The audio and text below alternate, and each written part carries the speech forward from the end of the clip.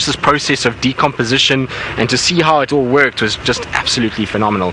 Now, Jenny Animation and many others, you say absolutely, wow, that's an amazing story. Well, it is an incredible thing, and I'll never forget it because it was just the most amazing sort of scenario. Now, Wiem, while I'm talking and sort of mouthing off over here, VM has spotted what we're looking for in terms of leopard tracks.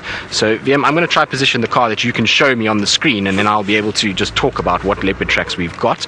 Maybe I'll even get out. In fact, let's get out and let's go and have a little leopard track lesson. Now, I believe the Mara is also having a few gremlin issues, so you guys are going to be stuck with me for a while. So we will do some tracking lessons. Now, VM, I'm going to go around this way, which is a long way around. I do apologize. I'm going to go through all the bushes. I don't want to go behind the car because otherwise VM is not going to be able to see me.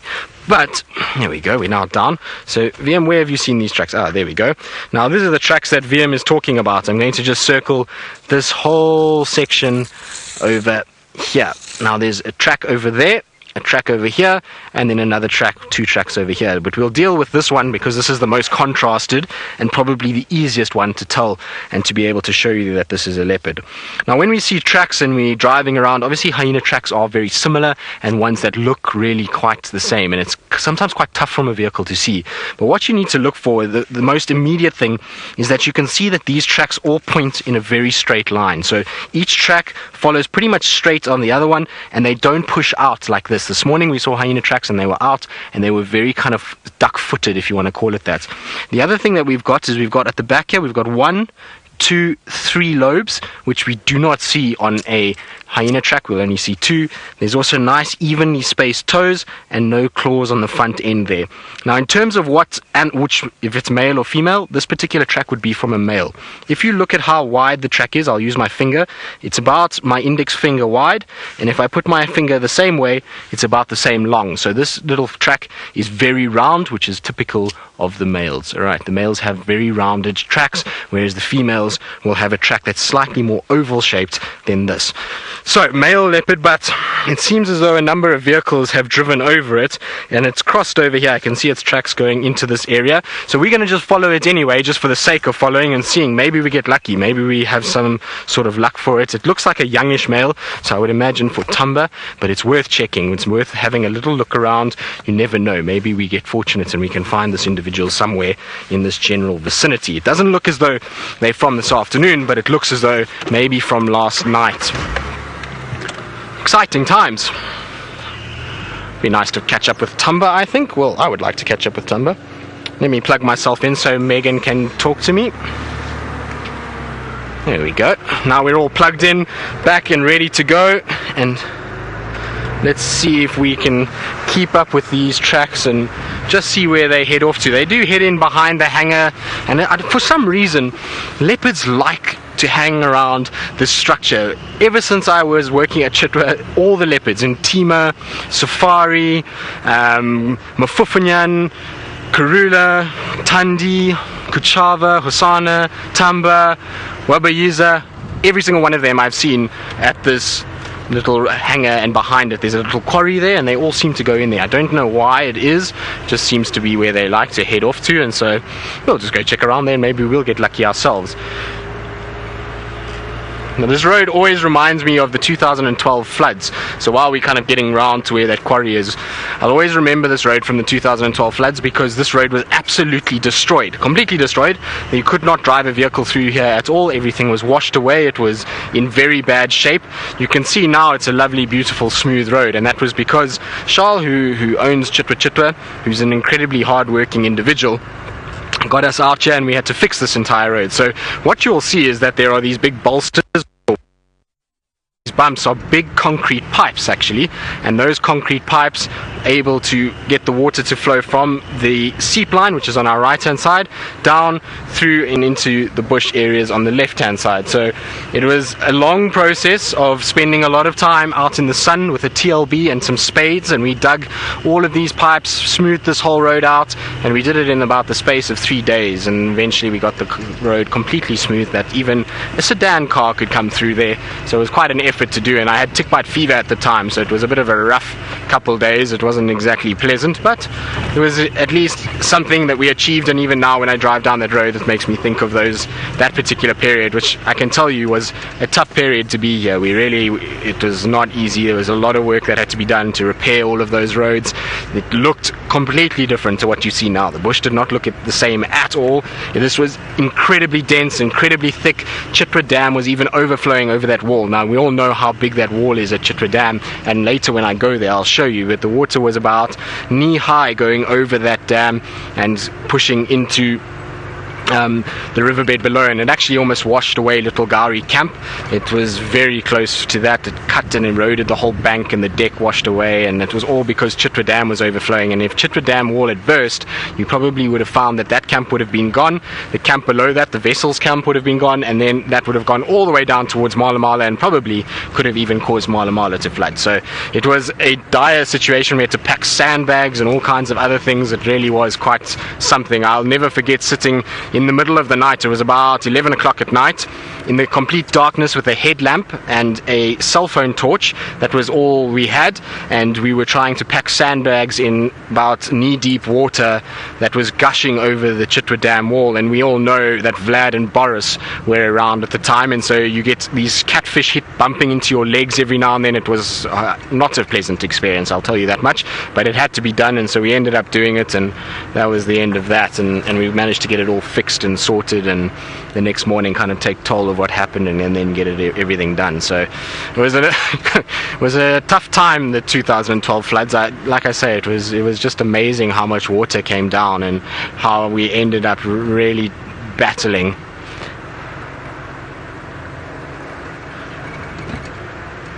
James, you say Chitwa Tales should be a regular thing, that it's fascinating. Well, I'm glad you enjoy it, James. It's just a bit of history from a very small section of Chitwa's history in general. And there was a lot of things that happened, and I really had a great time when I was at Chitwa. I made a lot of good friends and really kind of established my guiding career here in terms of kind of getting really into it and starting to learn a lot. And so it was a good place to be in, and I really enjoyed it and had lots of fun times. And so there are quite a few stories, definitely. Some of them are fairly above board and others not so much, and so we have a few, like the fixing of a dam wall that's probably, if my mother knew about them, which she's probably is going to watch this and will comment on it later, but she'll probably kill me if she knew I was doing those things at the time. But it's too late now. I've already done it and I've survived, so it's all good. Now this road that we're driving on now runs parallel to the airstrip, so the airstrip is on my western side at the moment, and it's a road that I drive every now and then when I used to work at Chitwa, and it's actually quite a productive road. There's sometimes quite a lot on it because the animals use the shelter and shade of the area sort of on the edge of the runway, and then they can often hunt from it or go out and graze a little bit later in the day. So it's a nice area just to check. Also, beautiful scenery here. We've got lots of massive torchwoods in this area, and torchwoods are some of the most beautiful trees. They got these kind of tall stems, gnarled bark, and these big green canopies. And it's not a tree we see a lot on Djuma. Obviously we've got that beautiful prominent torchwood that is around sort of Zoe's and Impala plains and that area, but other than that, very few of them that are really prominent, big, nice looking torchwoods, whereas here on Chitwa there's some of my most favorite torchwoods are in this area. So it's always nice to drive around here, even if I don't see anything. It's just pretty, and it's like I say, different environment to what we drive on Djuma. You can also see a lot denser than what you see on Djuma. It tends to get a lot thicker here, and that's partially why Chitwa is quite tough to find animals in the summer. In the winter you'd see it quite a lot here, but in the summer a little tough, just because of how dense it is. It's a difficult area to spot things in the summer, but if you work hard and you track here, you can often be rewarded with some very special sightings. So nice to be back in these areas. And it's funny to think that we were talking about Mvula earlier, and this area that we're in now was Mvula's home. This is where we used to see him often. I used to find him on all of these roads around here regularly, and it's strange now to think that he very seldom, if ever, comes down this way and spends time here. It's weird to think that you can't, there's no chance of really bumping into him when you drive around here. It's now all Tingana's area, and this is where he likes to hang around. The other leopard we used to see here, which is one that maybe some of you probably won't be familiar with, was a female by the name of ostrich koppies. Now, ostrich koppies is the lineage of Intima, so same kind of lineage as that. I think she was also known as Campbell Koppies, or Intima was known as Campbell Koppies, I don't know, one of the two. But ostrich koppies was also a beautiful female we used to see every now and then on this particular section where we are now. She used to come up from a net and then into this area and then back to Mala Mala. So she was also a very cool leopard. Had some great sightings of her. In fact, this tree that's coming up now, which is actually a tree we don't see much either on Djuma, it's called a long-tailed cassia, and the long-tailed cassias are beautiful flowering plants. They get a bright yellow flower. It's this on the right hand side. Let me just go forward for VM, and you can see it's got quite an interesting kind of shape, a very dark wooded tree, so the bark is very dark in comparison to some of the other trees that we see out here. And then it's got these leaves that almost hang down. They look as though they're wilting in the sort of heat, but they just hang like that. That's typical, even if it's raining or if it's not. That's what it looks like. And I remember ostrich koppies twice seeing her on this particular tree with a kill. So she used to hang the kill twice in there, and used to sit here and used to find her in this tree quite often. And it's actually quite a nice tree to see a leopard in. It's a very contrasty tree, so when a leopard lies in that, their golden coat against that dark kind of bark is often very pretty. So it's a nice tree to see. There's no pods on it at the moment that give it, oh, they are actually, I think in the far, no, they're not, sorry, those are just branches. I thought maybe there were some pods in the far left. And the reason it gets this long-tailed cassia name is basically it's got this massive long seed pod that's about that long, and it hangs off the tree, and it almost looks like little monkeys' tails that are hanging off, and that's where it's got its name. Its previous name, or the name that we used to use here colloquially in South Africa, was the sjambok pod. Now the sjambok pod, the reason it was called that a sjambok, it was basically a shortened leather whip. So it was a very small piece of leather that people used to beat other people with effectively, and it wasn't very correct to carry on calling it that, and that's why the name changed to long-tailed cassia. And if you're interested in what the scientific name is, it's Cassia abbreviata. If you would like to go and read up a little bit more about them, that's the kind of name of the tree. Long time since I've looked at that tree.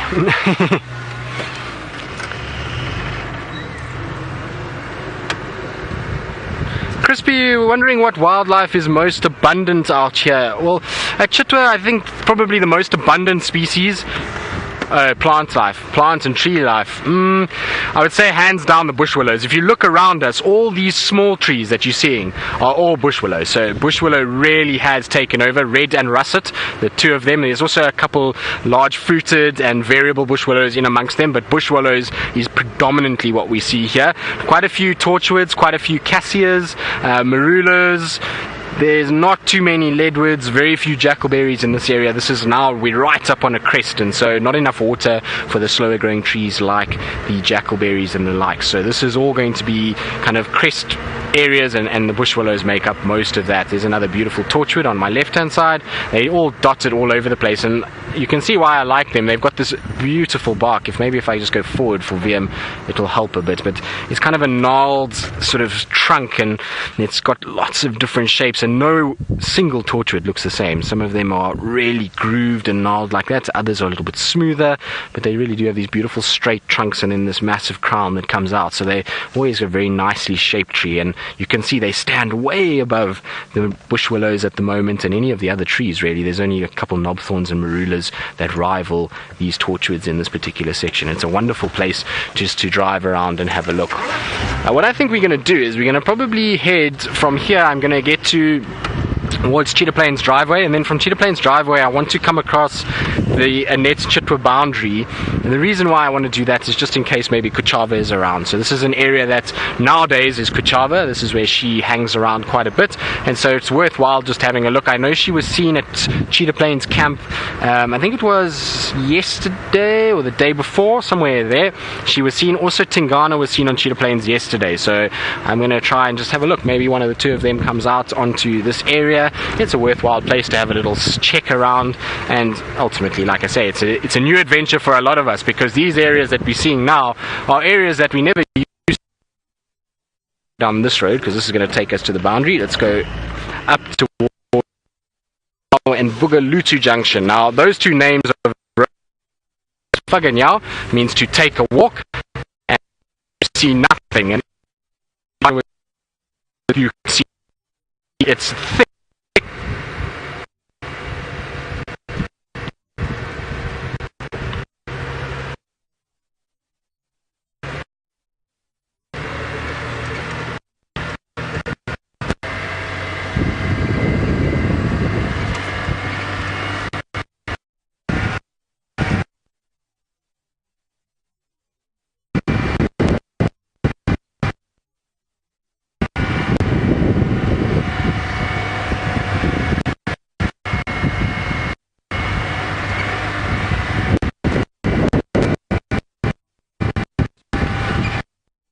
break up in picture because of where I was heading. Now I'm not sure if it's going to hold, so I'm actually going to head back towards the dam. I was going to go in its cut line, but if we're going to battle to keep reception, then I'm going to start heading backward. But I was talking about the name of the road. So one, like I was saying, is called Faganyao, which runs from the driveway to Cheetah Plains, and the reason why that was called Faganyao is because there used to be a number of staff members who used to have girlfriends at Cheetah Plains, and they used to take that road and walk there on the sly to go and visit friends, and the same from the Cheetah Plains guys coming to visit their girlfriends at Chitwa, and so that's where it got its name. And then the other road is called Bugalutu. Now Bugalutu means to see nothing, and it's because of the density of the vegetation here. I can tell you in 2012, if you found a leopard here or any sort of cat, you was absolutely no way that you were going to follow it through any of this area. I remember once trying to follow a cheetah female through this, and we got all of about 5 meters and had to stop and turn around because it was just a wall of vegetation. And so that's why that road got its name. It's just because of how dense and thick it is in these areas, and you can see why it's a great place for a leopard. The leopards absolutely love it. That's why Tundi always spends so much time around here, is because she just had the best places to hunt. She used to roam around in these thickets and hunt many duiker and steenbok and various other small little creatures. Scrub hares were also high up on the menu, so she spent a lot of time going after quite a few different small mammals here. So what I think I'm going to do is, like I say, is rather head to the airstrip. From the airstrip, let's go round down towards the dam. Maybe we get lucky, maybe we don't. It's just checking. There's some hyena tracks there. Not leopard? No, those are not leopard tracks. No, hyena tracks. So just checking around and scanning some of the termite mounds. If there is a leopard around, I think now's the time where it's starting to really cool off. The temperature is dropping quickly now. It's now starting to get quite pleasant out here in comparison to what we started with this afternoon. So it's apparently 99 and 37 currently, which it actually feels a lot cooler. There seems to be a bit of a breeze that's come up now. It's also the sun has lost that bite.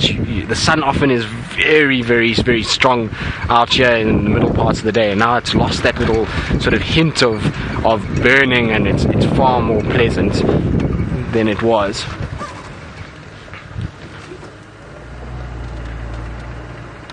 Now, Scottish, I'm going to get to your question now, but there is a bird here that's just stopped. There it is, Vim, you see it just on top there, the small tree behind the marula, the small marula, just towards the top right of that small marula. Now there it goes up into the big marula. There we go. So there's a little bird, a tiny bird, which is giving VM the run around. So on the left side of the marula, underneath that main branch, VM, you see it's midway along that main branch that goes to the left. Small little, so it's a little chin spot Batis. If you go straight in on your frame now, so this branch is there. So. Okay, I can move now. So VM's battling a little bit with the car being where it is because of the way that the light is. VM, let me go back for you. So this is all quite a lot of work for a chin spot Batis, but why not? Oh no, it's flowing. Have you got it? So VM has got it, I think. Let's see, VM's going to go in on it. It's a beautiful small bird, and it's got a funny call. It sings the Three Blind Mice rhyme, so it's always singing along, and there it is. You can see why it's called a chin spot Batis. It's got that rusty little chin underneath the beak, and then that big rusty bar over the chest area. And so these chin spot Batises are very common in this area. We see a lot of them, and they are difficult to get on camera because they're small, flighty little birds, and they're often sort of hopping from branch to branch and don't sit still for very long at all. And they are big insect eaters. You can see, look at all those pectoral sort of growths or little hairs that are around the beak, much like a nightjar. You find a lot of your insect eaters have those pectoral hairs around that beak and are able then to help them with catching insects and sensing insects as they close their eyes when they're grabbing to stop the eyes being injured. So very common to see on a lot of your insect eaters, and this little guy's being quite obliging to sit for as long as he has. Very cool. That's nice. I like it. Right, now back to the upside down tree question and where they are and what they are called. So the upside down tree is called a baobab. That is the name of an upside down tree. It's a baobab, and it's a fun name to say. I always think it's fun to say, but anyway, the baobabs, unfortunately none of them are here. We don't see baobabs. In fact, I can show you a baobab, but I'll try and let's see if I can actually see it from where we're going to go now, because there is one baobab that I know of in this area. It is not a baobab that is growing naturally. It was planted at Chitwa Lodge, and so I'll try and see if we can see it and spot it. I'll head in that direction now. But otherwise, no, they occur a little bit further north of us.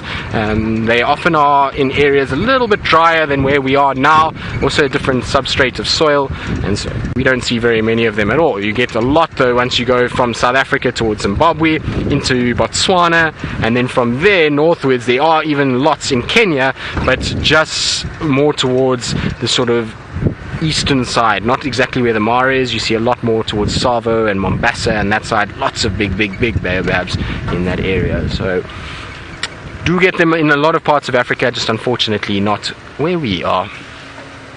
Now, by the looks of it, this road hasn't been driven in about 10 weeks, because the amount of tracks on this road is difficult to discern one from another.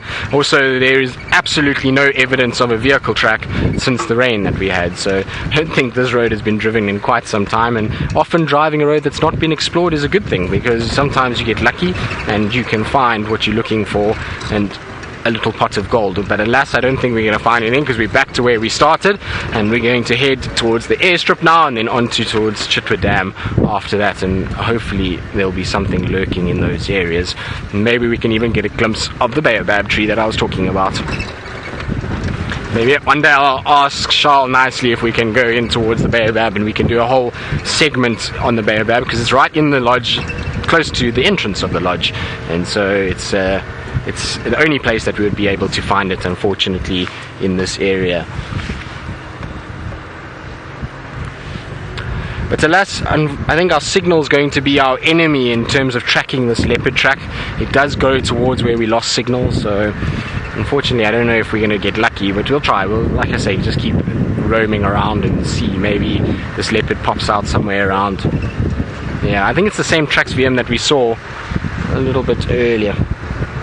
I think it's the same. So VM and I saw tracks earlier crossing into Torchwood, and I wonder if this, because I see a lot of footprints here of somebody tracking this animal, so I think it went round all the way up Chitwa driveway and then onto Gowrie Main and then turned from there. It looks like a similar age of the track, and you can see the vehicles have gone over it, so I don't know if these are too fresh, but I believe a lot of you are rooting for us in finding some sort of animal this afternoon, and so hopefully we will. I've still enjoyed myself, and hopefully you guys have too. I know we haven't seen too much and we haven't seen too many birds, but we've had lots of fun stories and talked about a lot of different things, and so hopefully you've all enjoyed it as well.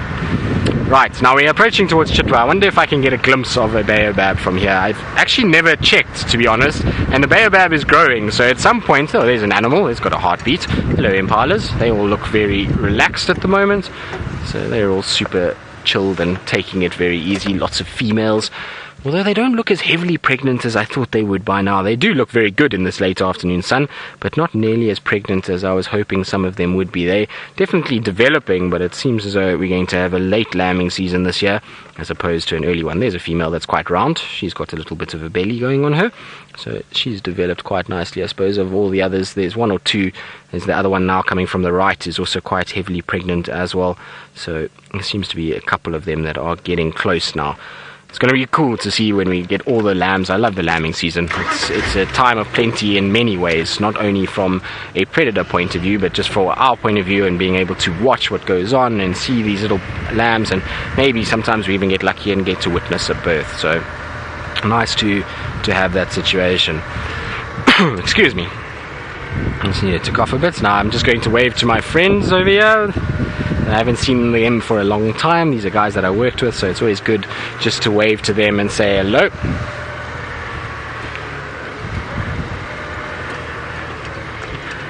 Right, now I don't think we're going to be able to see our baobab. It's straight down this road, so if you had to kind of drive straight down the road, then it just goes round a little bit to the left, and then right there is where the baobab is. So we're not going to be able to see it, unfortunately, but I am going to start checking the southern side of Chitwa and then towards the dam. And while I do that, I believe Jamie has got some signal back, and while she's sitting in a rather makeshift tent trying to shelter from the storm. We survived! We survived the rain, sort of. I'm pretty damp, actually. The water's all come in from the front, And in fact, I'm just going to whack that over my monitor again. So we've survived, and the rain is very heavy still up at camp.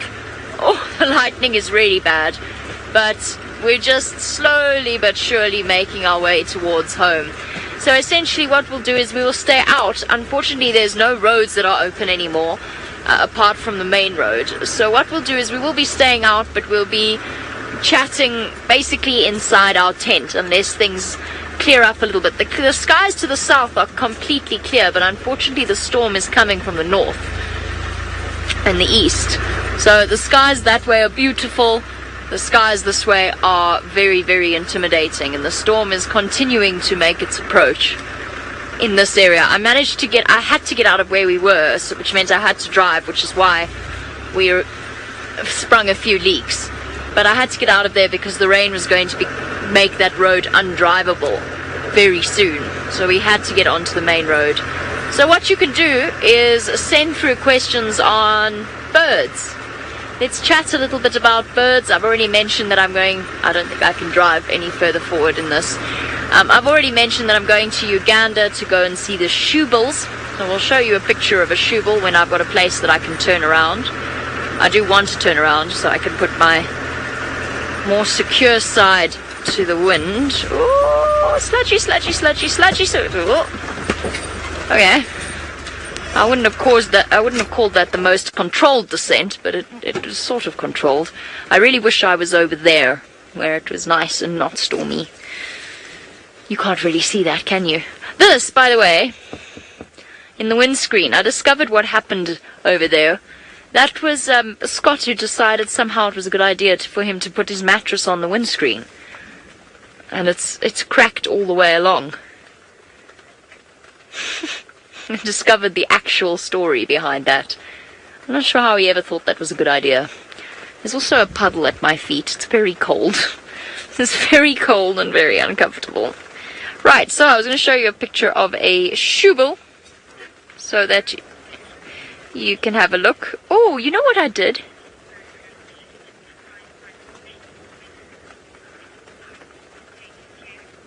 I got a little bit from that. I got a little bit of that question, Meg. Sorry, I got it from Take Care. I actually forgot to do this yesterday, and it slipped out of my mind completely. This is Brent's favorite bird, and he asked me to play the call, and I completely forgot to play the call of the great blue turaka. Remember we were talking about favorite birds? There we go. That's the one that Brent mentioned, and he asked me to play the call, and I never did, so I might as well do it now.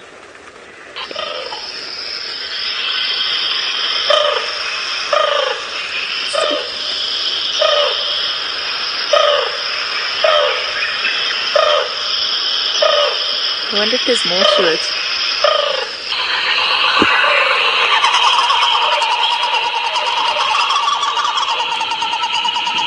That's a very cool call.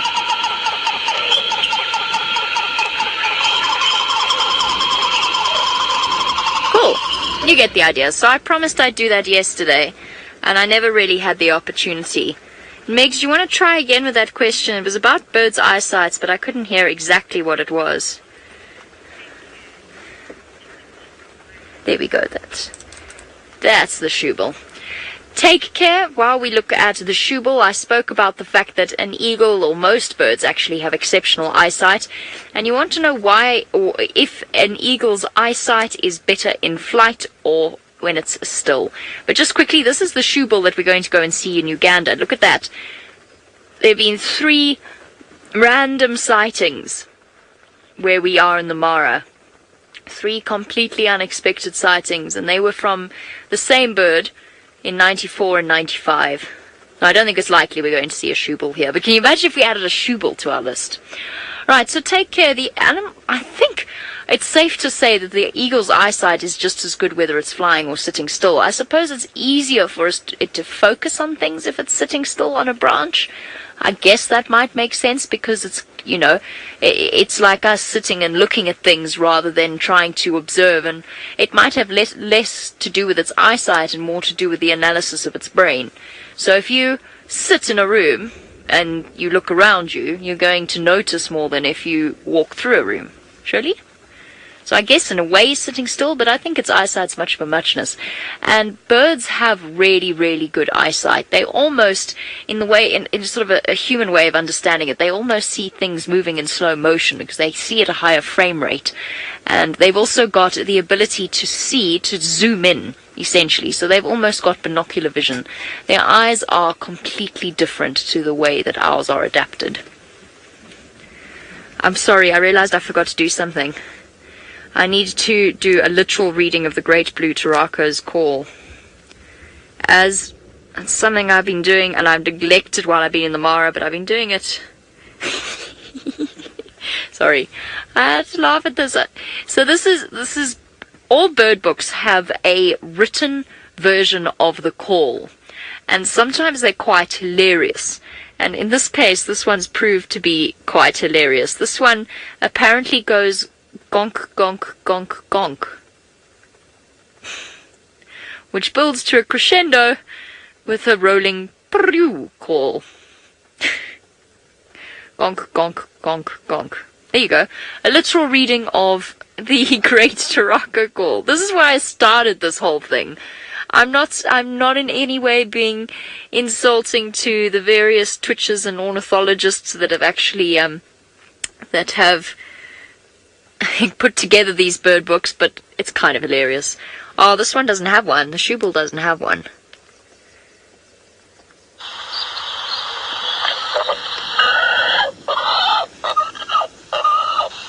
Sounds like a pig.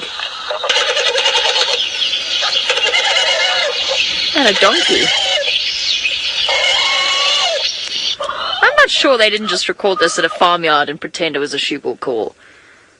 That's what it sounds like to me. I'll let you know. I'll let you know when we go. We're going to Entebbe. So we're going to be around here. Oh no, don't start again. We can do without the farmyard animals. So we're going to Entebbe. Then we're going to Kampala. And then we're meeting up with Craig, actually, and Rebecca and Ginger. And we're going whitewater rafting down the Nile. And then we're going to stay on the island with the best name in the entire world. It's called Hare Lemon Island. Don't ask me. I don't know what it is about it. I don't know if they have some kind of fruit that's furry, and maybe that's why they call it Hare Lemon. I don't know. But anyway, and I'm basically just sitting here gabbling because there's nothing else I can do until this rain settles ever so slightly, and then we'll be able to film out of our little windows on the side. Roshni, I will tell you what fascinates me so much about shoebulls. Just let me tell you this tale. I can't believe you haven't heard this tale before. The fascination with shoebulls, first of all, it's because you actually just traveling outside of my sphere to go and see one, and I have to. Whereas a lot of other birds in Africa, there's a bit of a crossover and you can see them, but in the case of shoebulls, you actually really have to make a determined trip. They're massive, they're weird looking, they look like they've got a clog on the end of their noses, on their faces. But what actually caused the fascination was when I was at university in my third year. When was it? I saw something with a documentary, and the shoebulls featured in it. And there was an image of the shoebull tilting its head in that curious way that birds do, but it looks so peculiar because of their bizarre faces. And just by the way, our host in Entebbe told us that they are awesomely ugly. That night, because I was busy with studying for exams and I was absolutely exhausted, I had a stress dream where it was a sort of an 80s style shoebull with psychedelic tie-dye colors weaving around it. It's one of the weirdest dreams I've ever had, and it was dispensing life advice in the form of I don't know if you get those Hewlett's little messages on the backs of your Hewlett sugar packets. I don't know if you get those, but essentially it was dispensing this ridiculously patronizing platitude in little bursts, and they were coming out of its mouth in speech bubbles. It was the strangest dream I've ever had, and I put it down to stress because I was writing my worst subject that next day, and I still to this day don't know what that was about. That was right. It was also it was equity law. And equity has all of these little maxims that you can apply. Equity, the law does not assist the volunteer, and so on. And that was what he was saying as well. It was definitely a he. I bet that's not the explanation you were expecting to get for my fascination with shoebills. It's true, though. It's 100% true, and I've been dying to see a shoebill ever since. And I've never had the opportunity, but now I'm right next door to Uganda. Okay, we're gonna settle, I think, for a little bit longer with our covers down. I think the worst of it is past. Let's go across to Tristan, who's got his far lookers out to have eyesight almost as good as a bird's.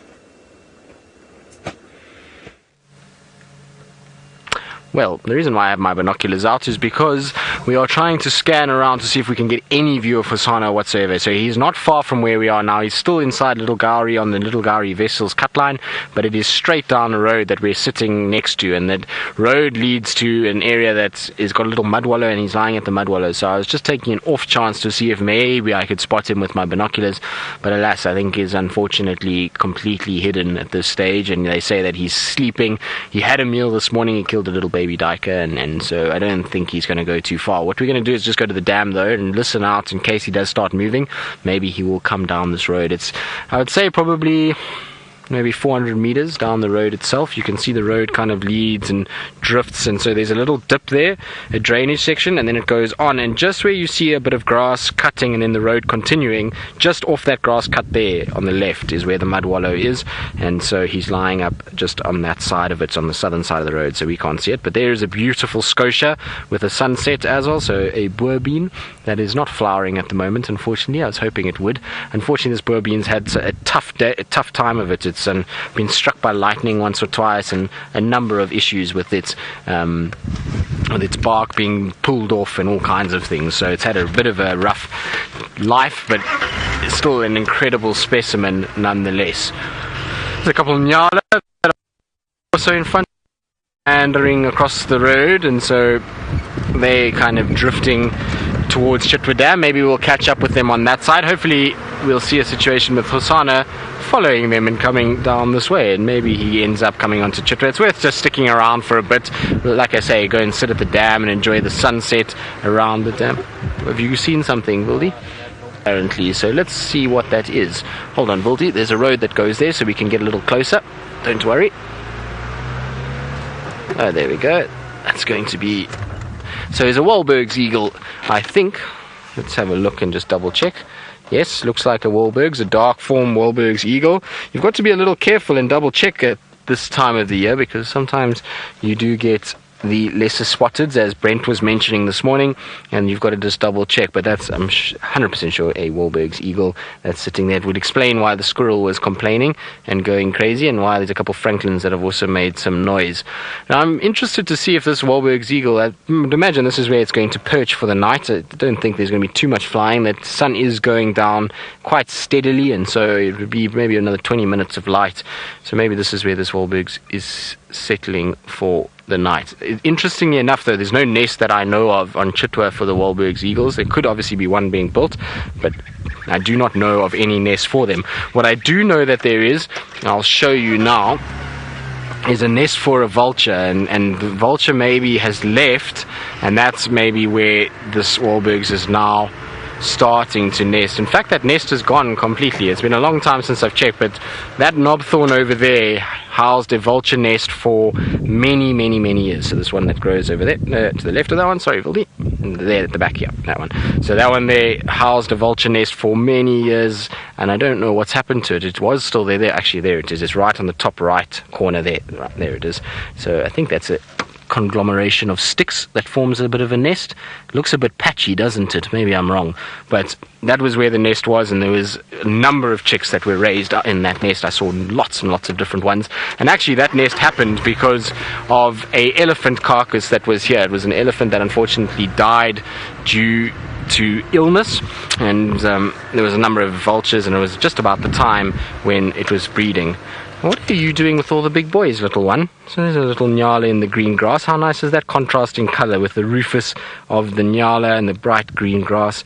Looks really good, and there's what they will turn into one day if it's a little male. Here's a massive big male Nyala. So I'm not sure what it's doing in amongst all these males. I can count 1, 2, 3, 4, 5 different male Nyala here with this little one, and just one female. So I wonder if that female's not coming into estrus, and that's why a number of the males are starting to give her attention, and this little one is her previous baby.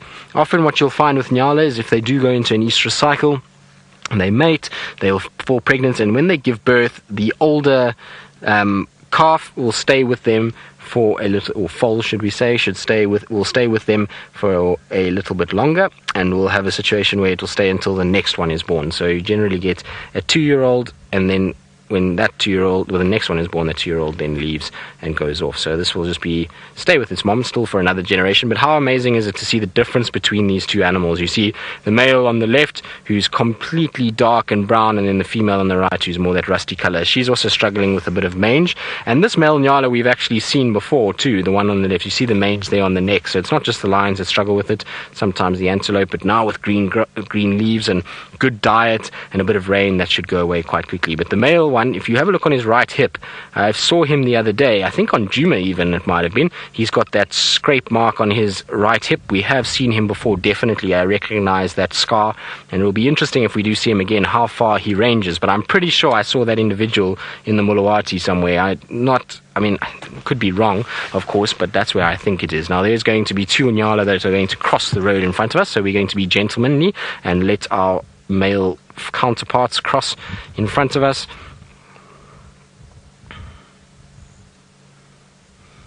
Rita, you say you love how they walk. It is very cool, isn't it? And the reason why they walk that way is all very delicate and very kind of gingerly, and then they place their one foot in front of their other foot slowly, and they always will direct register. So you'll find the back foot goes exactly where the front foot is, just to make sure that they're not making too much noise and attracting too much attention to themselves. So in case there's a predator around and these thickets don't hear them, and they can then get and sneak around without being seen or heard.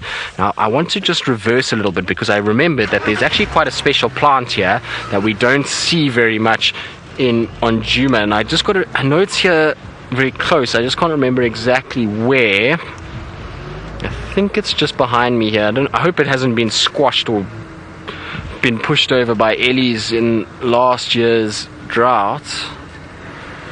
Maybe I've gone past it already. Oh, it's gone. It used to be somewhere here. I'm just trying to see now. It was just on the left hand side of the road, and maybe it's gone, unfortunately. But it was a sandpaper raisin that we had here, and it's a very cool tree because it's got leaves that are very rough, much like sandpaper. And it's amazing, actually. I used to come here on my bushwalks, and at that stage obviously carried a rifle, and you used to take the rifle and you could actually buff the wood of the rifle using this leaf. And unfortunately it looks as though the tree is no longer there anymore. I suppose that was 4 years ago, and so the ellies could have easily pushed it during that drought and unfortunately destroyed it. Raisin trees do often get obliterated by elephants. Now we're going to try and sneak past our little male Nyala without giving him too much problems.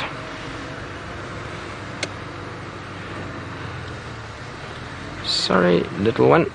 Hello. You asking, do we see any violets or flowering orchids here in the Sabi Sands? Well, yes, we do get what's called an African violet, and they haven't come out just yet. I have been looking for them.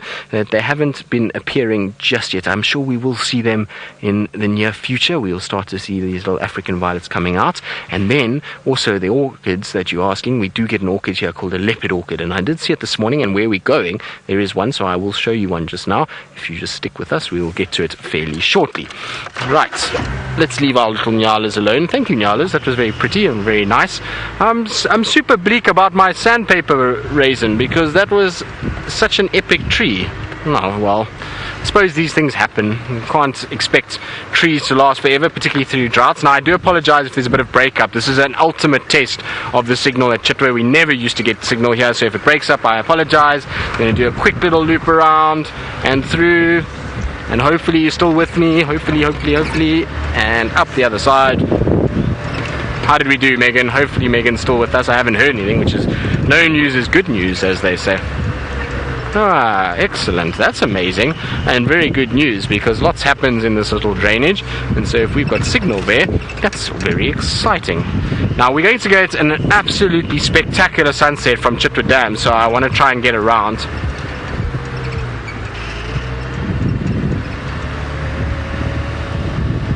Okay, you're asking, with all the talk of trees and plants, would there be any specific trees that attract lightning? No specific trees. Obviously, a standalone tree on an open clearing is always a prime target. Any of these big trees on the crests that are quite high up, they sometimes get hit.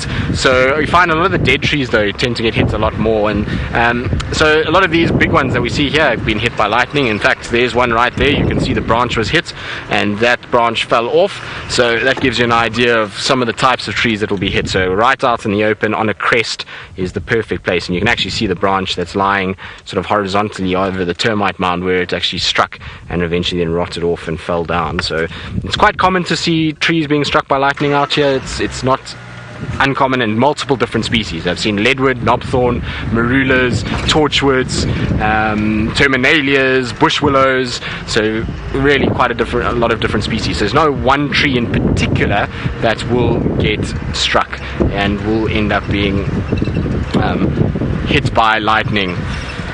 Now, I don't know if a lot of you remember the story of the black mamba, Tandi Tumba, and the brown snake eagle, but if you have heard of that story or you've seen any video of that story, we are about to go right past where it happened.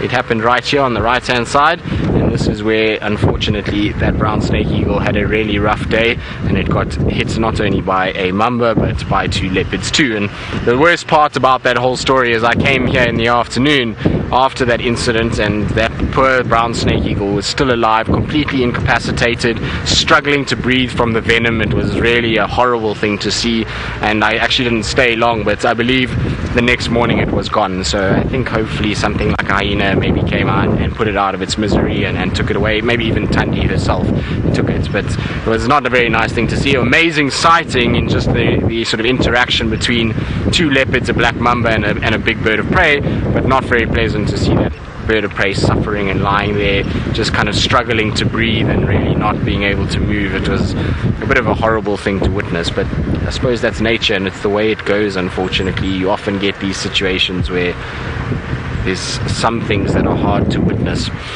Right, down to Chitwa Dam we go. The good news also is I heard that there's some elephants on a net, which is just south of Chitwa, so hopefully that's the start of them coming back into our area and us starting to see a few of the elephants around. And maybe tomorrow, if it's a hot day, they'll be around Chitwa in the morning or in the afternoon, because it still seems as though very little is going on. I've found no tracks for elephants anywhere.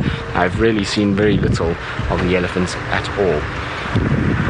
I wonder if maybe Chitwa Dam, or what do you think, VM for sunset? Chitwa Dam or maybe? Right. While I decide to try and find the best spot for our sunset, because it looks like it will be spectacular, I believe Jamie is still hunkered down in her tent, but she wants to discuss the feathery friends that she has around that area.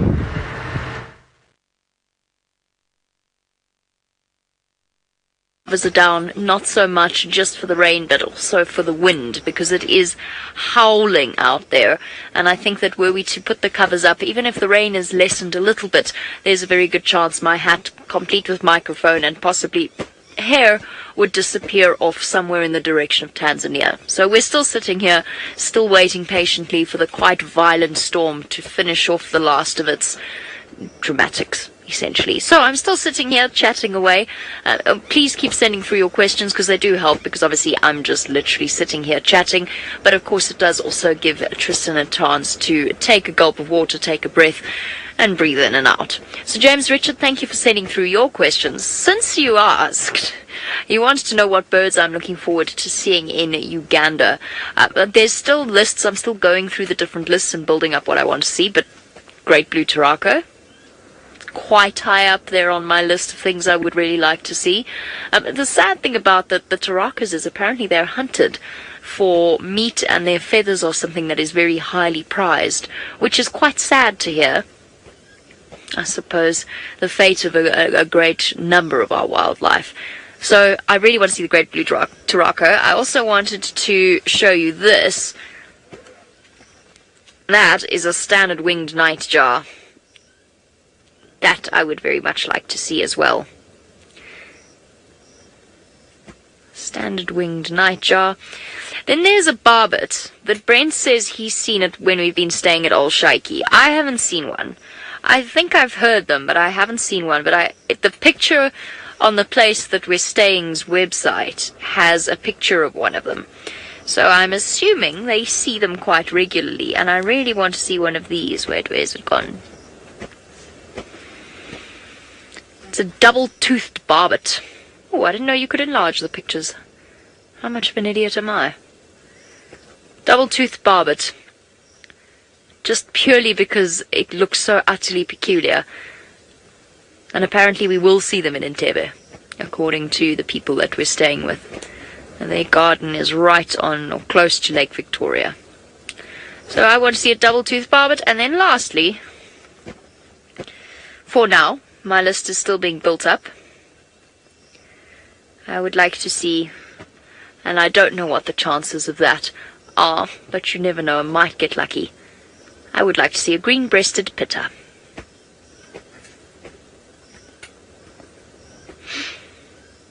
So it's going to be highly entertaining. It's a pity. I think we're only going to end up being there for around about 10 or so days, but I would really like to continue to explore. I'm also getting to see a friend that I haven't seen since we were in high school together, who lives in Kampala, so I'm quite excited about that as well. We haven't seen each other in 10 years. Yeah, we haven't seen each other in 10 years, so that'll really be quite special to catch up. Reti, the most popular bird in the Mara. With other birds or with people? I mean, because there's some very cool birds out there that are, and some birds that are definitely disliked more than others. Some of the eagle species being a good example. I don't know, because I've never taken guests out in the Mara. I would say probably the lilac-breasted roller draws some oohs and ahs from first-time safari goers. I think we all get a little bit... I think we just take it for granted sometimes. It's such a beautiful bird that we completely forget how lovely it is. And I was reminded of that when Manu saw his very first lilac-breasted roller. And I remembered just how pretty they were because I tend to drive past them these days. So a lilac-breasted roller might be quite a popular one. I bet the crowned cranes are very popular. I bet that they are a crowd pleaser of note. And in fact, in terms of the birds I've seen the guides stopping at, I would say... ground hornbill, secretary birds, and crowned cranes are the only ones I've ever seen people really paying attention to who are not birders. Obviously, there are photographic groups, and there are groups of people who are regular safari goers who have seen lions and cheetah and so on and elephants before, and they also want to focus on the birds as well. But I would say it's a little bit of a difficult one. You know what? I could ask one of the guides and find out exactly which bird is the most popular. It's a shame because there really are some extraordinary birds out here. I also always feel a little bit sorry for people who've come out and then are met with weather like this, because it must be quite dramatic.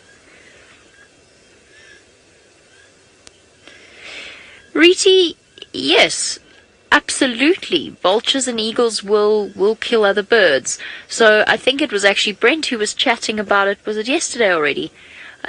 He was chatting about the certain types of vultures actually smashing eggs with rocks, and eagles will kill baby birds if they happen upon them.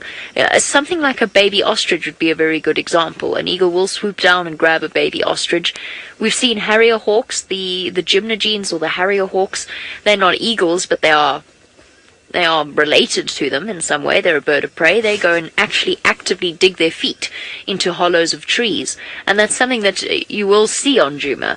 And it's always quite an extraordinary sighting, actually, to watch them dig their feet and their claws into trees backwards, forwards, because they've got special joints. And they pull out baby birds and eggs all the time. So absolutely, they would. There'll be quite a few. Mongoose, well, I mean, now we're talking not birds. But there's no reason for them not to. They're birds, but they're babies of different species, and it's good protein for them. So yes, absolutely they will. I really, really want to see a baby ostrich. We haven't seen one yet here. I'm sure it's going to happen at some point.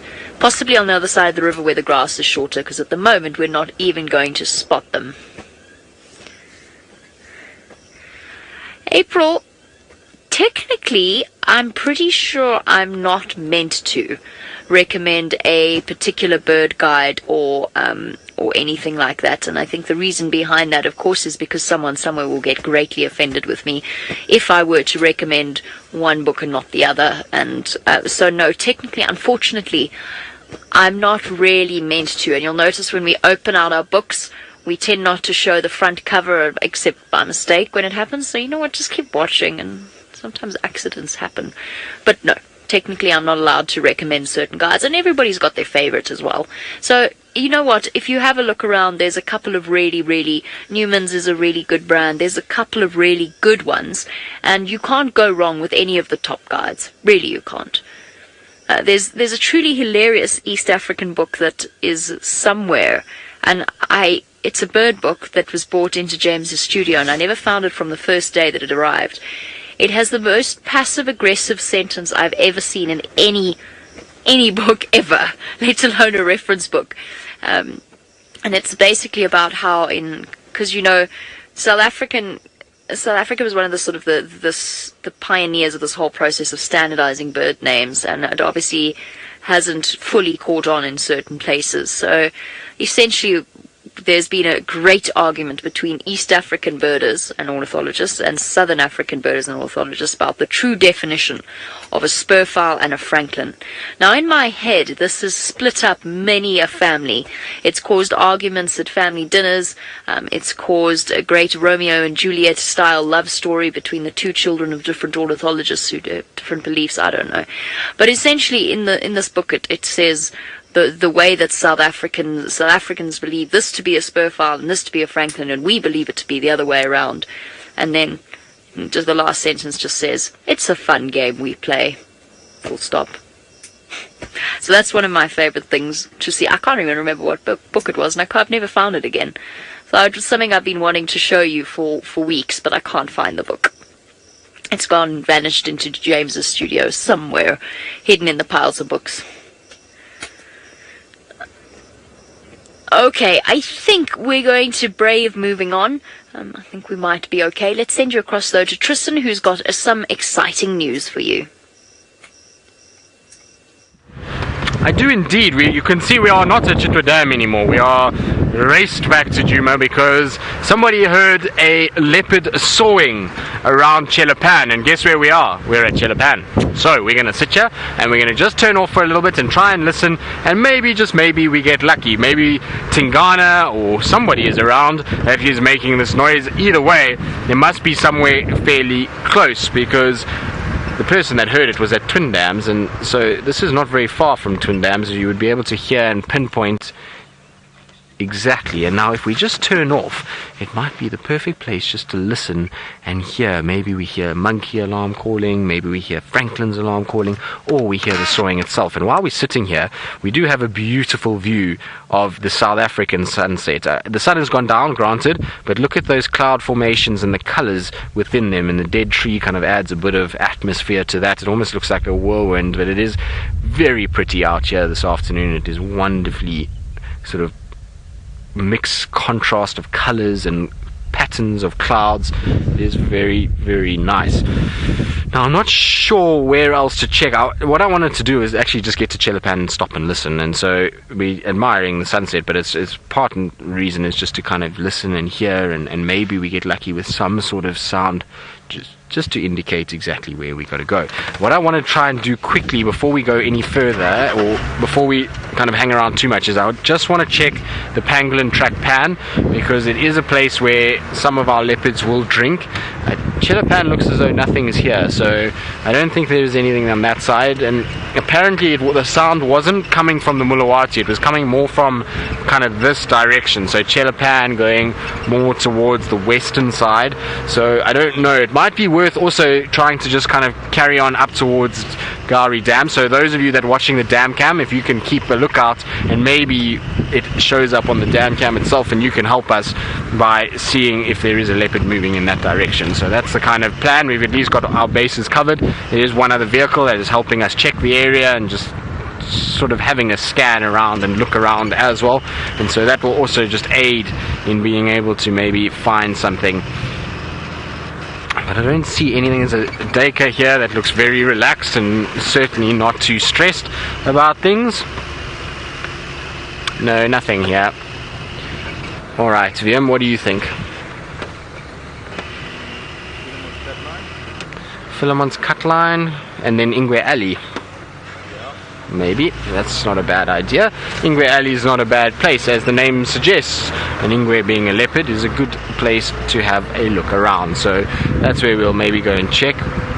Although I have this funny feeling if it's Tingana, his route around Chelapan does take him often up the Mulawati from Chelapan and then northwards, or he could be going east-west, he could be going west-east. It's difficult to know without picking up a track somewhere that we can at least use as an indication. But there's a number of herbivorous animals in this area. There's a duiker back there, there's some waterbuck on my left hand side, so I don't think there's a leopard calling from here, because these animals would be far more alert than what they are. There's the waterbuck on that side. But I did say earlier that there was alarm calls of kudu around Ingas. So I did hear alarm calls, and so maybe that's where this leopard has been. It's just been sleeping close to this area, and it's now up and moving, and that's why. So if it was around Ingas, it could be either way. It could be either coming south towards Ingwe Alley, or it could be going north towards the dam itself. So it could be either one, but I'm sure those alarm calls that I heard must be for the same individual, and it's exciting either way at the end of the day. Oh no.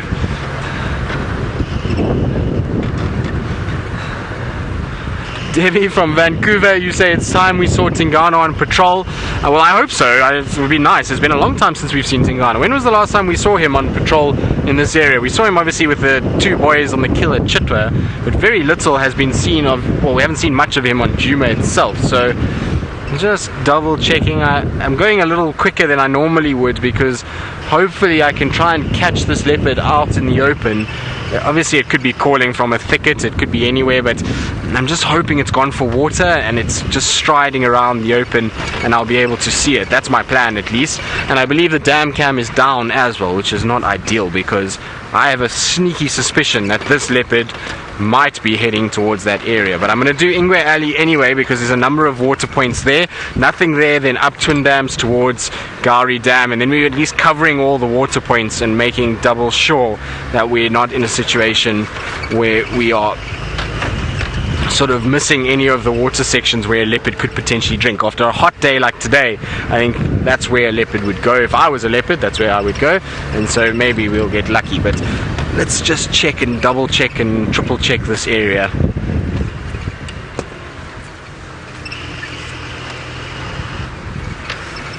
Becca, you're asking if leopard's territories are much smaller than a lion's territory.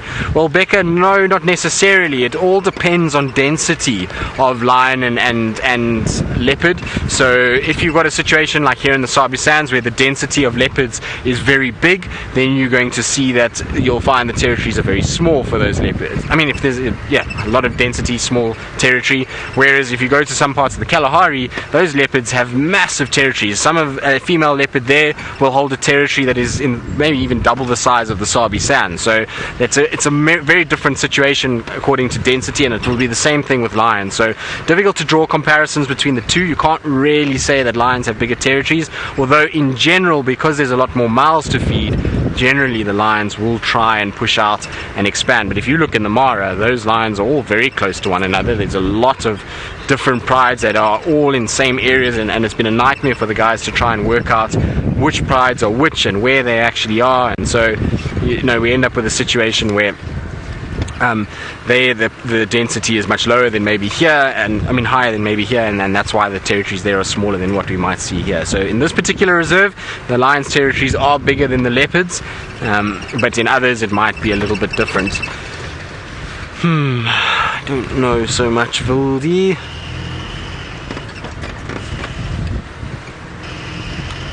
Stephen, yes, female leopards will soar, most certainly. They do soar like the males. It's not as deep and as sort of far carrying, but they most definitely will soar, and so you will get a situation where a female leopard does. I mean, Tandi has been soaring recently, and I've heard females do it regularly. Funny enough, Salahesh was a female that used to soar a lot, and Karula actually. Karula, we saw her soaring quite a number of times, but Salahesh was probably the female I heard the most. It was actually amazing how often she used to soar for no reason at all. I mean, she used to have a cub and she was still soaring and carrying on. So it just depends on the individual, but yes, females do soar and do soar regularly. Okay, so nothing out here that I can see, no tracks. What do you think, Vim? Djuma Dam? Gari Dam? There's a diker there. There's a scrub hare. Hello, scrub hare. What are you doing out so early? It's frozen still. We might as well just turn off and listen again while we're sitting with the scrub hare. And just maybe we hear out. That scrub hare looks petrified, doesn't it? It almost looks as though it's completely nerve-wracked. I think that it's maybe thinking about the fact that it's got to get going and start to actually move around during the night, and many things lurk. And if it's hearing a leopard already, then I suppose I would be nervous too if I was a scrub hare. Shame. They have a tough time, these little guys, between the owls and the leopards and the snakes and all the other sort of predator species that we get out here. It's not an easy life for a little scrub hare, but I don't hear anything more. I don't know. We're going to try and carry on. Sorry, little scrub hare. I didn't mean to give you a fright, but I would really like it if you moved off the road. I know that you are just as important as a leopard, but we do want to see a leopard, and I've starved VM and I've made him film all kinds of things today, from plants and birds and all kinds of other things. So I think I owe VM a leopard for all his hard work today and his long stints that he's done. So I'm going to try and find a leopard, and while I do that, I believe Jamie, I don't know if she's moving and is actually able to move. I hope that she is, but if she is, well, I think she still wants to discuss her feathery friends, and hopefully it won't be too wet. Nothing makes VM's day more than actually finding a leopard, so I'm wishing Tristan the best of luck, and you're going to listen to me gabble on for a little bit while Tristan tries to concentrate on finding that leopard. And I know it's quite tricky sometimes to try and look and present, and not that Tristan's ever had a problem finding a leopard before, let's be honest, but essentially just to give him a little bit of time to concentrate. So, Megs, I've completely forgotten the name of both people who asked the questions. I'm really sorry. I was thinking about the questions themselves, not the people. So the first one was about the largest flying bird in the Mara. Obviously realizing, there we go. Alice. Oh, wait, that was the other question. Becca, there we go. So we'll start with Becca's question and we'll get round to Alison's question in a moment. So Becca, the largest flying bird the heaviest flying bird that we get out here is the Kori bustard. And I've just been trying to work out if it's actually I don't think it's the tallest flying bird, but I do think it might have one of the largest wingspans. And I'm trying to think, I mean, a martial eagle has a massive wingspan, but it doesn't quite match that of a Kori bustard, which apparently can have a wingspan of up to 250 centimeters, so 2.5 meters, and around about 9 feet. I didn't know that off the top of my head. I looked it up. So I'm trying to think if perhaps that might have the largest wingspan as well. But then, what about a leopard-faced vulture? Let's find out what the leopard-faced vulture's wingspan is. That doesn't help me. It doesn't tell me. Doesn't tell me what the wingspan. So there we go. Homework for all of you. You can try and work out what has the biggest wingspan of any of the birds out here. I have a feeling I'm forgetting one that's obvious. Martial eagle doesn't have a wingspan that beats that of a big male Kori bustard, apparently. So that would be the answer. And a Kori bustard can weigh up to 17 kilograms. And that reminds me, actually, one of the things I was going to do, but then I got distracted by the next question.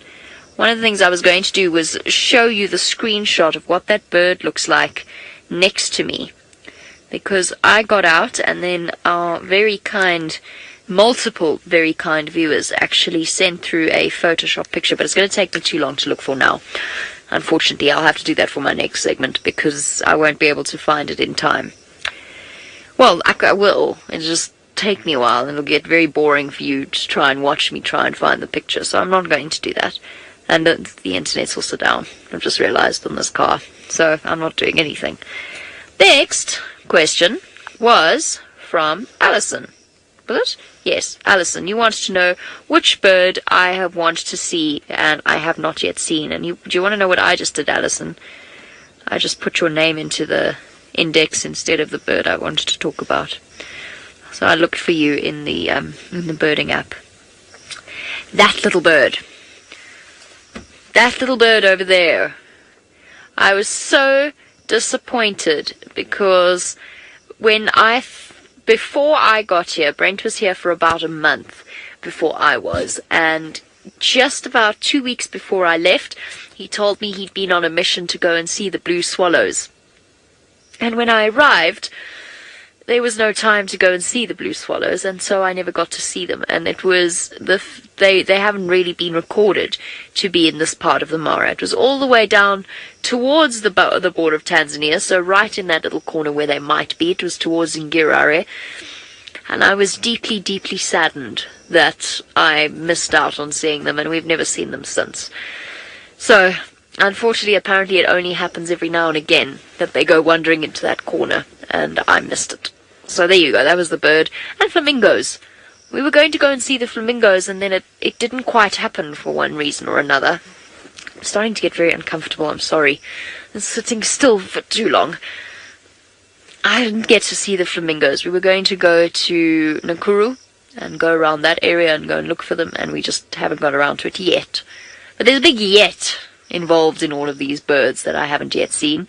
The double-toothed barbet, and there's one other one that I keep looking forward, old Shaiki.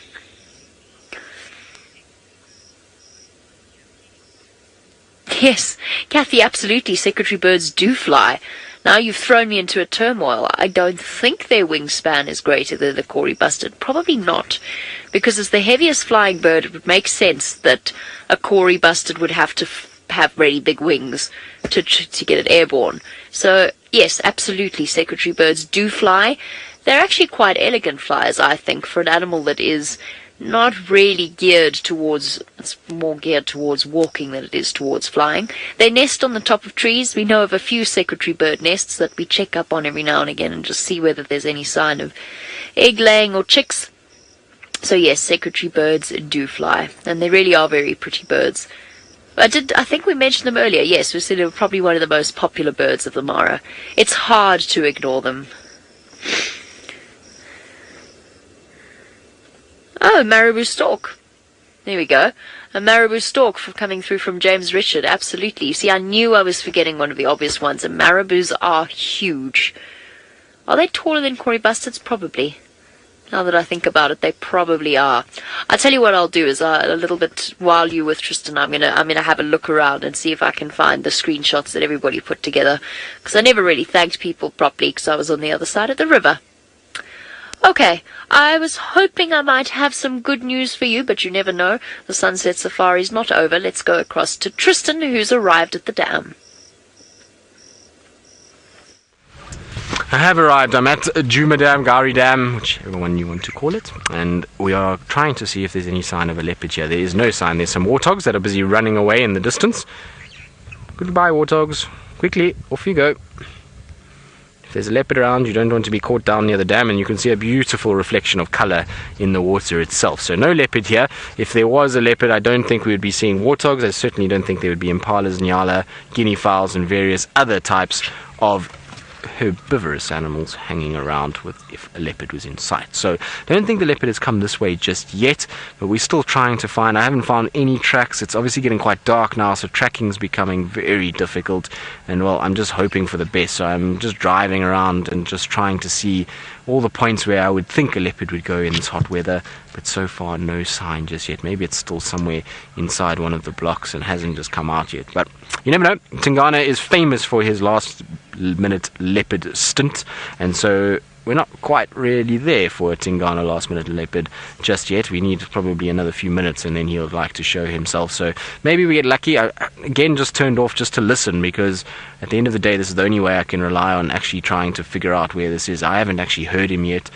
or her, depending on which one it is, and so I'm just shooting in the dark, basically going in blind almost, so to speak, and just trying to kind of think of places that might be worth checking from sort of Chelapan northwards in case. I mean, obviously he could have gone south, but I don't think so, because there was vehicles that checked south of us and to the west of us, and so the only other place could be the Mulawati. Obviously if he's inside the Mulawati or she's inside the Mulawati, it's very difficult to see them from Chelapan north, because there's really no road that goes up that way, and walking inside there is a bit of a minefield for the vehicles. So I was hoping to get some sort of audio in the times that we've been sort of turned off, but alas, nothing just yet. So, Vim, what do you think? Should we do one more trip down Twin Dams Road?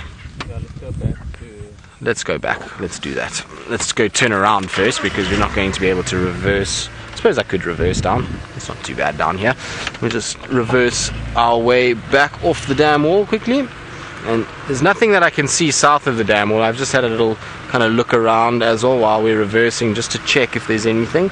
Doesn't seem to be anything that I can pick up. Obviously it's also getting quite dark, so not easy to pick up a leopard in this kind of light. So yesterday with Tundi, she just started disappearing on us, because their coat just blends in so well in this dreary kind of dim twilight, and it becomes quite tough to actually see them. So hopefully if it does walk around, it will be on the road somewhere and we can be able to then see it.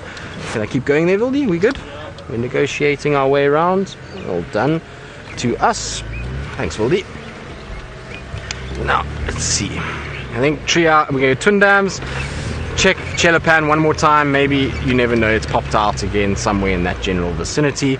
There's a lot of animals that are up on quarantine, so if that leopard walked quarantine way, we would have heard it. We would have heard a lot of noise. Now apparently my mic is making a little bit of noise. Vildi is muffled. Oh, it slipped out of my hat. I'm sorry, Vildi. Sorry everybody, just give me 2 seconds while I quickly fix my hat. And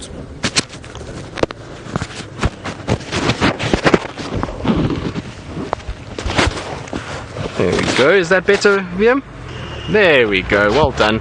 Little maintenance job on the way as we're moving around. It's all this excitement about leopard. I get too excited and move around too much and then pull the cable out.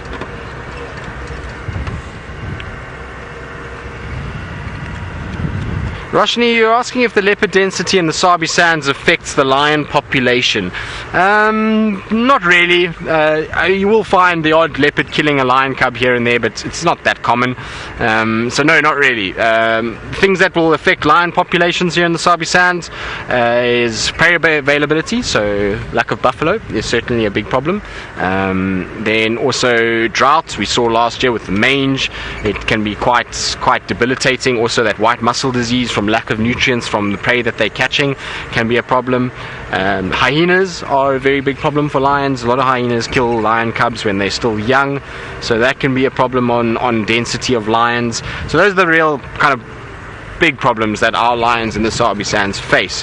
There's not really too much in the way of leopard. Leopard really, even though they're densely populated here, they generally are going to try and steer clear of a lion. They're not going to really want to take a lion on too much. At the end of the day, a lion is a very dangerous animal, and even going where you see lion cubs and no lioness, you never know if that lioness is going to arrive back, and so you don't want to go and mess around with cubs. And generally it's really only the big males that would try and go after a lion cub and try and cause some sort of an issue. So no, leopards aren't too much of a threat to our lions here.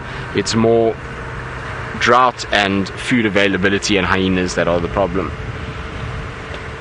Yeah, I think I should get my spotlight out.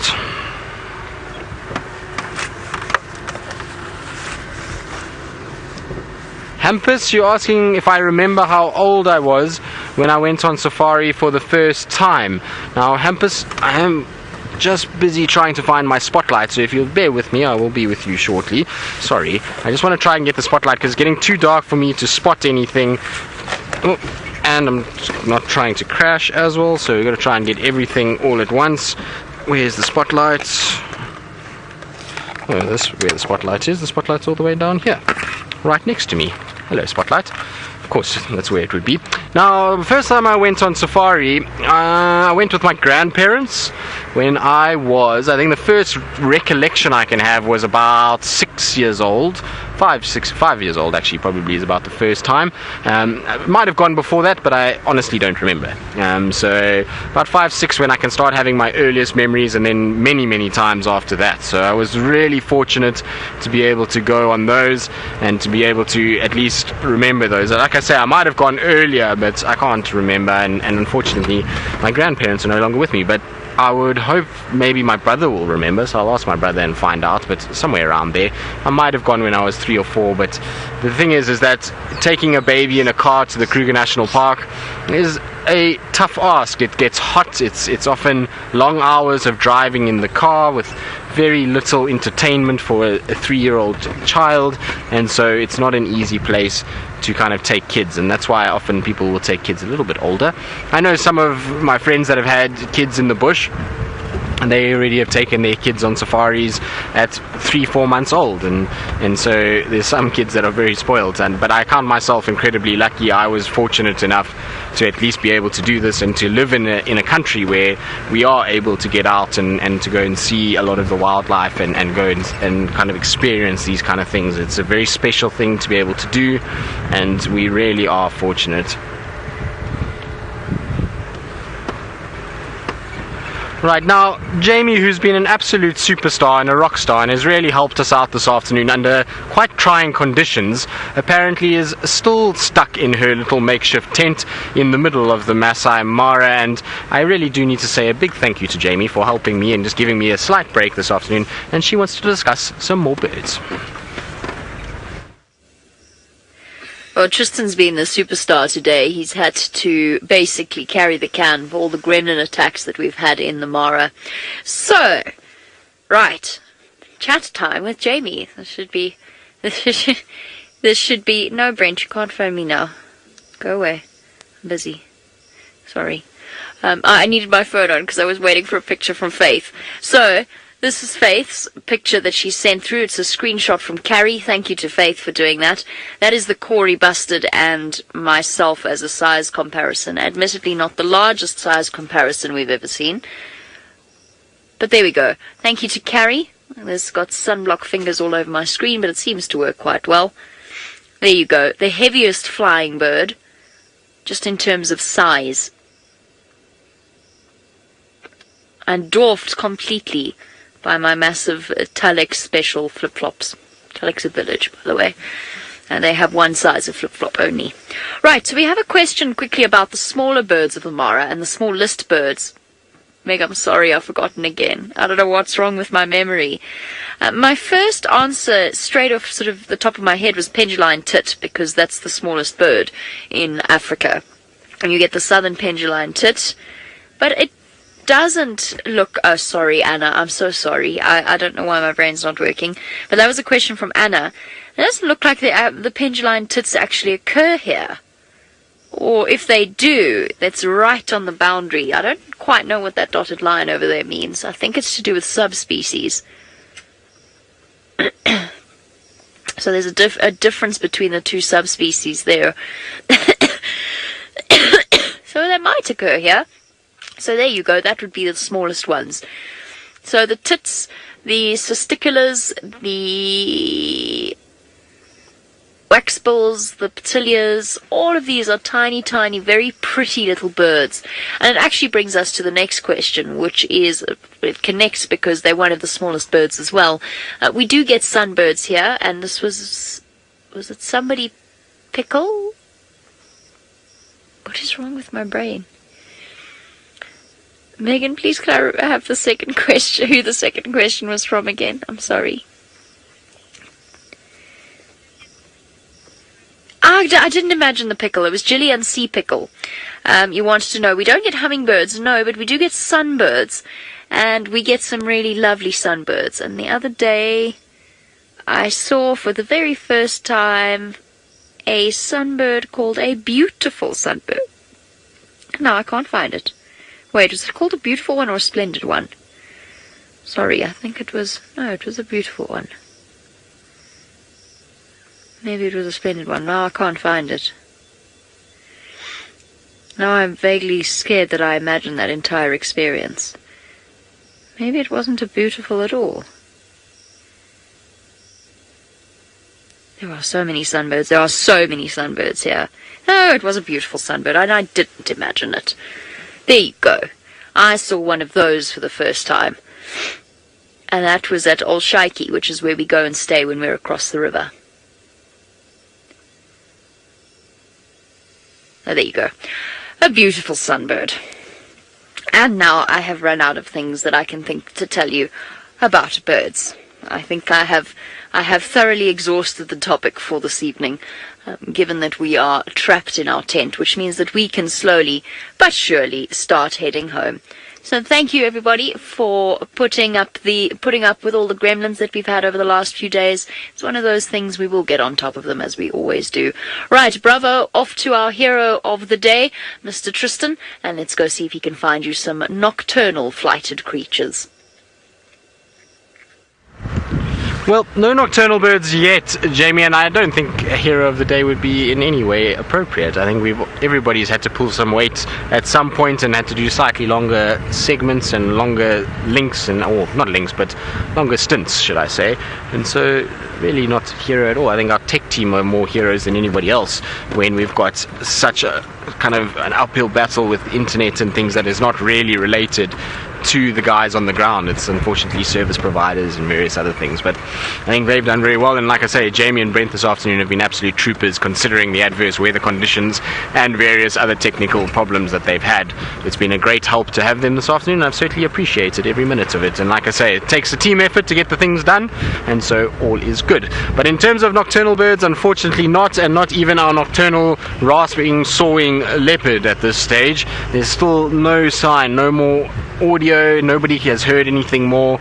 Everyone's still driving around, checking, looking, but nothing that we can see. And so I don't know, maybe this leopard is still somewhere in this thicket, and unfortunately it's just not come out yet, and we're still kind of driving around, but no sign as yet. And hopefully there will be some sign at some point. Maybe, you never know. The last minute, we've had Tingana do it before on quarantine, where he pops out at the last second. In fact, I didn't even know he had popped out. He was walking behind me while I was saying goodbye to all of you. And so it does happen from time to time, and maybe that's what is going to happen tonight. I certainly won't complain if it does, but if it doesn't, well, it's still been a fun day, and it's added a bit of excitement to the end of our drive as we've driven around and we've looked and we've tried and we've kind of scanned everywhere, and we've got our spotlight out and we've listened, and it's allowed us to discuss a lot of different things. So I certainly won't be too upset if we don't find it. I would always...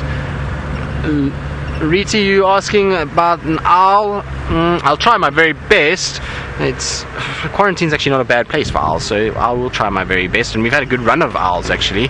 It seems as though we've had an owl on the last two drives, so maybe we will finish up with one. We don't have that much time left, unfortunately, so I'm going to try and see if I can find an owl in one of these bigger trees as we go along quarantine. There are a pair of scops owls that live at Ingers, so let's have a look and see.